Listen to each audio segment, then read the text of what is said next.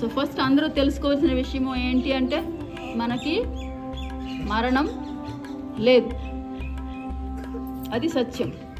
Okay, so మరణం లేదు అంటే ఇలా జీవిస్తూ ఉంటామా అంటే జీవిస్తూ ఉండడం కాదు మరణం లేకపోవడం అంటే.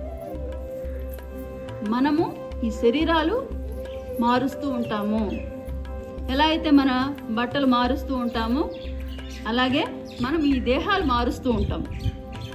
ఈ బట్టలు ప్రతిరోజు మారుస్తాము, దేహాలు అన్నవి జన్మ జన్మలకి మారుస్తూ ఉంటాము. అంతే తప్ప మనం ఎప్పటికీ ఉంటాము. ఇది పరమ సత్యం. మరి ఇంకా చావుకి భయం ఏముంది? ఇంకా అసలు అది చావు కాదు. ఇక్కడ భూమి మీద అట్లా క్రియేట్ చేసుకున్నారు చావు అని. ఈ డ్రెస్ మార్చేస్తే మనం ఏమైనా ఏడుస్తామా, బాధపడతామా?